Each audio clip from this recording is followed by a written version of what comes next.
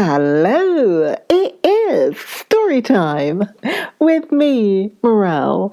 It is stories for kids, and here comes the story bell.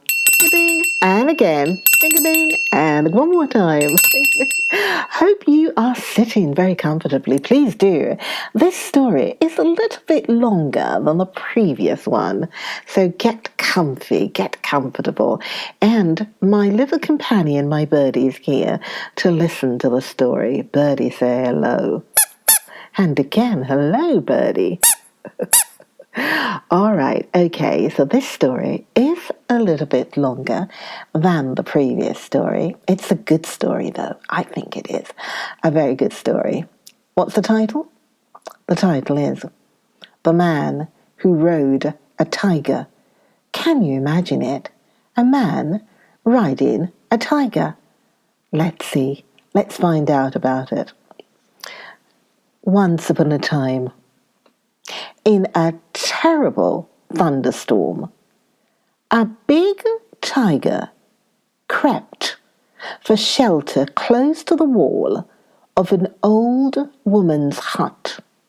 Now, this old woman was very poor.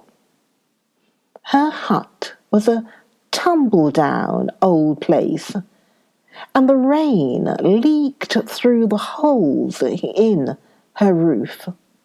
Drip, drip, drip fell the rain, and the poor old woman tried to drag her furniture away from the holes in the roof. Oh dear, she moaned. What an awful storm.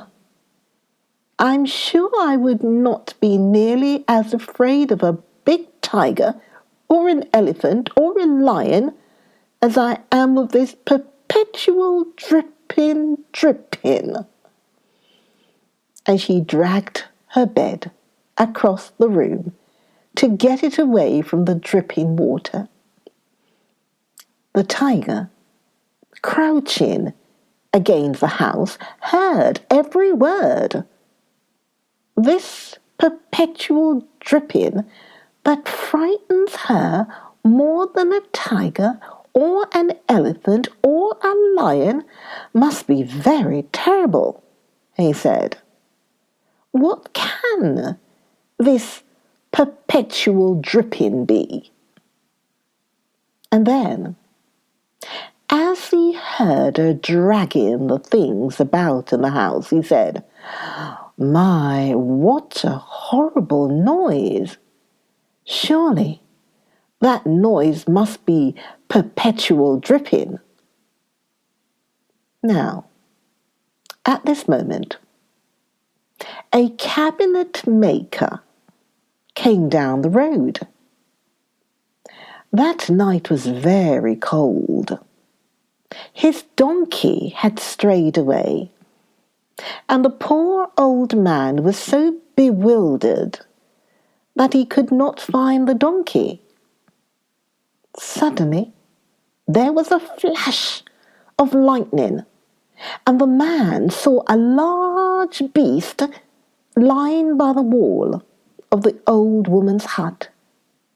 Mistaking the beast for his donkey, the cabinet maker rushed at the tiger, seized it by the ear, and commenced beating and abusing it with all his might. You wretched old donkey, you to run away and leave me to look for you in this frightful storm. Get up and carry me home, or I'll break every bone in your lazy old body. He kicked the poor beast and pounded him. The tiger did not know what to make of it. He was very much frightened. This must be perpetual dripping, he said to himself. No wonder the old woman said she was more afraid of it than of a tiger or an elephant or or a lion, for it gives so many hard blows. As soon as the poor tiger got up, the cabinet maker climbed on his back and forced the tiger to carry him home. All the way he kicked and beat the tiger, thinking it was his donkey. When he got home, the cabinet maker tied the tiger securely to the hitching post in front of the house and went to bed. Next morning, when the cabinet maker's wife got up and looked out of her window, she beheld a great tiger tied up in front of the house. The tiger looked as frightened and as meek as a lamb. "Husband, husband dear," she called. "Wake up! Wake up! Do you know what animal you brought home last night?" "Oh, why, yes, my donkey, to be sure," he answered. "The donkey ran away from me, but I caught him up just the same and made him bring me home." "Come and see for yourself," said his wife. Here was the great tiger tied to the post. Where's my donkey then?" asked the man. "I rode him home last night, and I tied him to the post myself." "No, you must have ridden on that tiger," said his wife.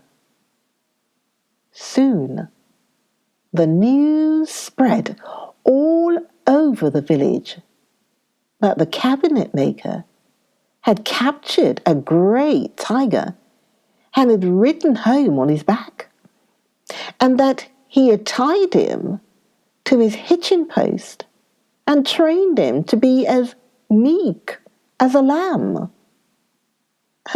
The report was even carried to the Rajah of the country, and he came with his lords and attendants to see this astonishing sight.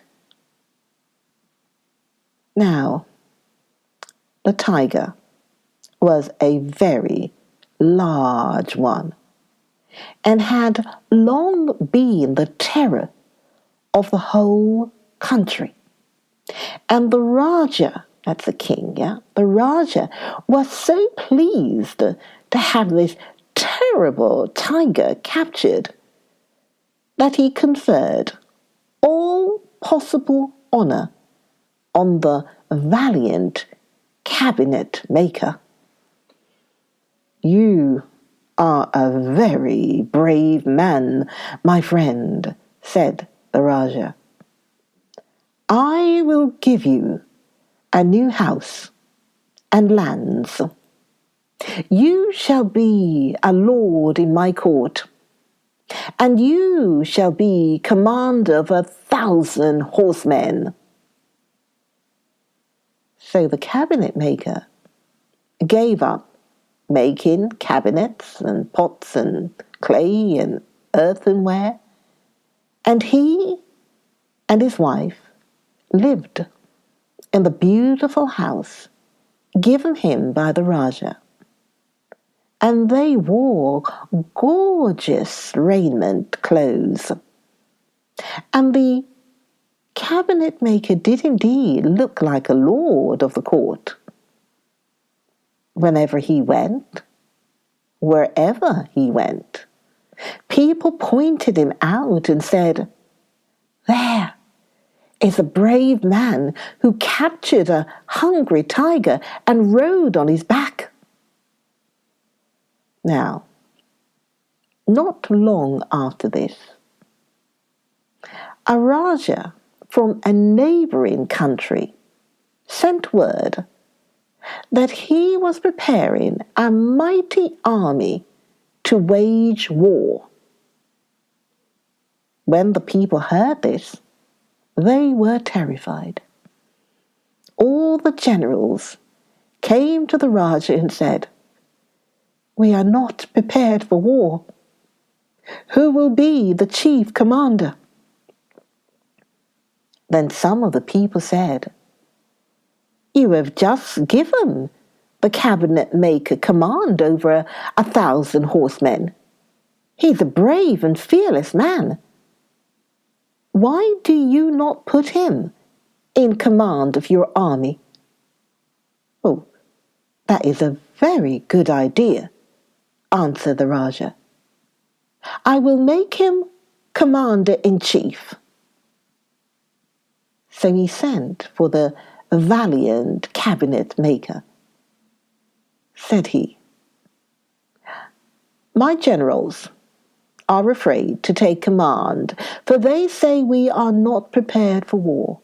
But I know that you are brave and fearless, and into your hands I will place all the power in my kingdom. You must put our enemies to flight." "It shall be as you command," said the cabinet maker. "But before I lead the whole army, let me go out alone and find out something about the strength of the enemy and examine their position." The Raja consented to this, and the cabinet maker went home to his wife. "Oh, wife, dear wife, what shall I do?" he asked in fright. "They have made me their commander-in-chief. It is a very hard place for me to fill. I shall have to ride at the head of my troops, and you know that I was never on a horse in my life. So I've asked the Raja to let me go out alone first. We shall get a very quiet pony, and I shall ride out before anyone sees me." But early the next day, before the cabinet maker had time to start, the Raja sent to him a very spirited horse, all saddled and bridled, and requested that the cabinet maker ride that horse out to meet the enemy.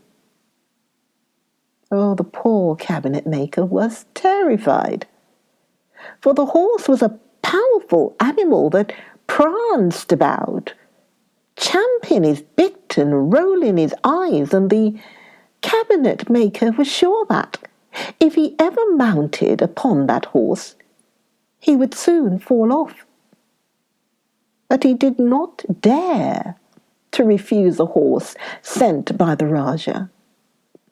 So he bowed politely to the messengers and said, "Tell the Raja I am deeply grateful for his gift." But when the messengers were gone, he said to his wife, Oh, what am I to do? How can I ever ride on this terrible horse?" "Now, do not be so frightened," said his wife. "I will tie you on the back of the big horse, and if you start at night, no one will ever see that you are tied on." That night, his wife held the horse while her husband jumped and jumped, trying to get up into the saddle. At last, after many trials, he succeeded in getting on. Oh, he was so frightened that he called loudly to his wife, "Oh, wife, dearest wife, hurry, hurry." So she wound him all about with strong ropes and tied his feet firmly in the stirrups. And she put one rope around his neck and shoulders and around his waist and fastened them to the saddle. "Wife, wife," he screamed, "you forgot to tie my hands." "Oh no," she said. "It is better for you to have your hands free. Hold on by the mane." So he caught the horse's mane as firmly as he could, and away went the horse, carrying the poor frightened cabinet maker. Faster and faster, over hedges and rivers and ditches and plains, he galloped and galloped until they came in sight of the enemy's camp. When the poor old cabinet maker saw the horse carrying him towards the enemy, he was more frightened than ever. He made one last effort to save himself, and as the horse darted under a young banyan tree, he stretched out his hand and seized at the tree with all his might, hoping that his ropes would break and the tree would pull him down from the horse. But the banyan tree was in very loose soil, and the horse was plunging at such terrific speed that when the cabinet maker caught hold, up came the tree by the roots, and the cabinet maker rode on, waving the banyan tree over his head and shrieking and screaming in his fright. Now, the soldiers of the enemy had heard that an army was coming out against them. And when they saw the cabinet maker, they were sure he was the leader of a vanguard. "Look, look," they cried in terror. "Here comes a man of gigantic stature, riding on a mighty horse. He rides at full speed over rocks and ditches and tears up the trees in his rage." And running to the Raja, they cried out in fright, "Here comes the whole force of the enemy, men of gigantic stature, mounted on mighty horses. As they gallop along, they tear up trees in their rage and brandish them about as war clubs. We can fight men, but we cannot fight monsters." Now, the cabinet maker was coming nearer and nearer, and shrieking louder and louder in his terror as he waved the tree wildly about his head, and the horse plunged on.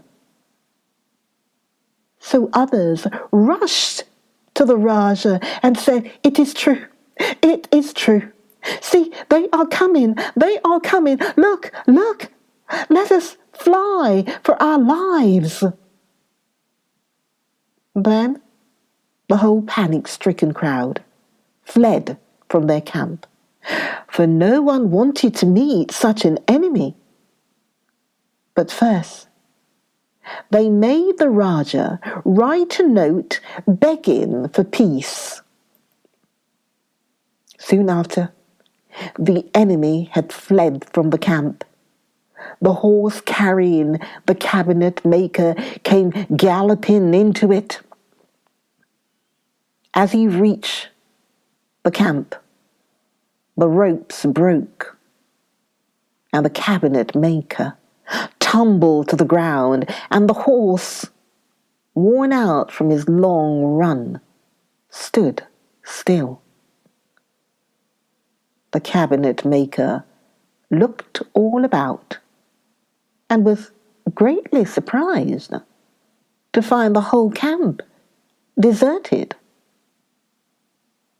In the tent of the Raja, he found the letter and took it back home with him. He was afraid to mount the horse again, so he walked all the long journey back, leading his tired horse.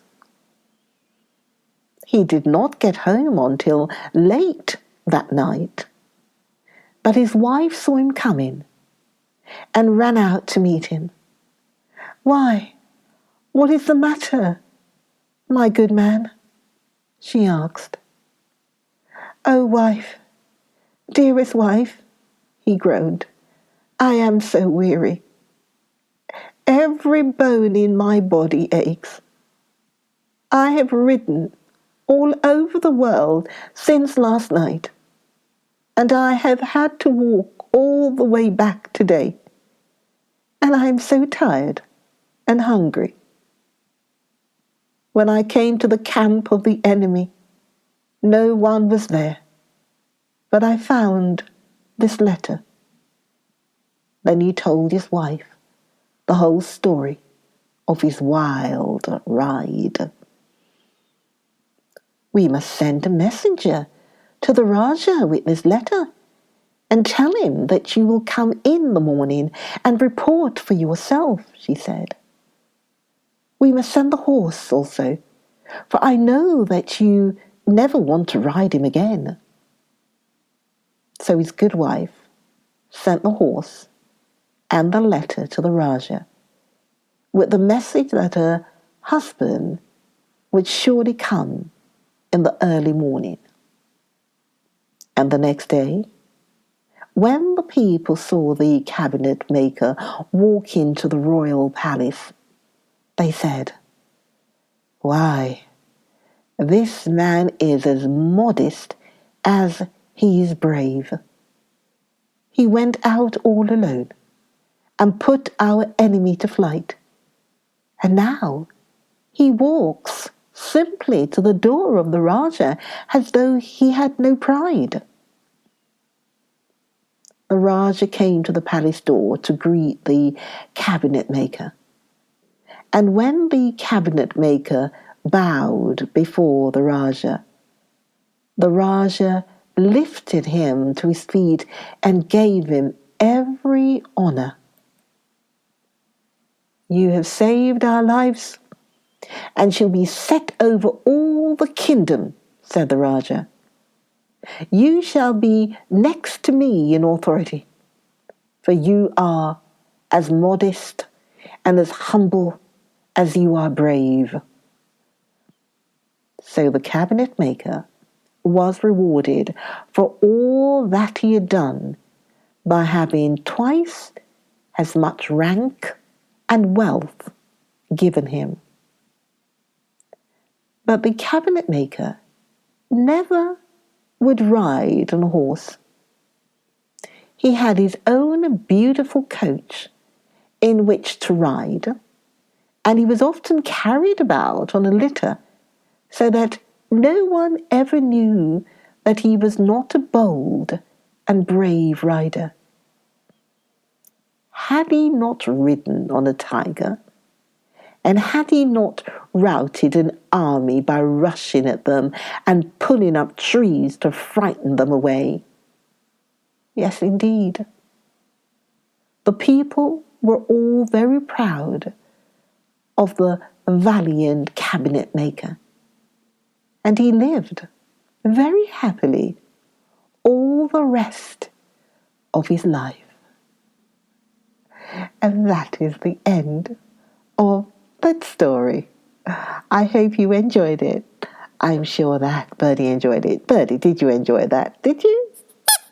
Yeah, that means yes. Okay, fine. I certainly enjoy that. So I will be back. I will be back with another video. Stories for kids. With me, Morel. I will be back with another video. See you soon. Okay, bye. Be good. Bye.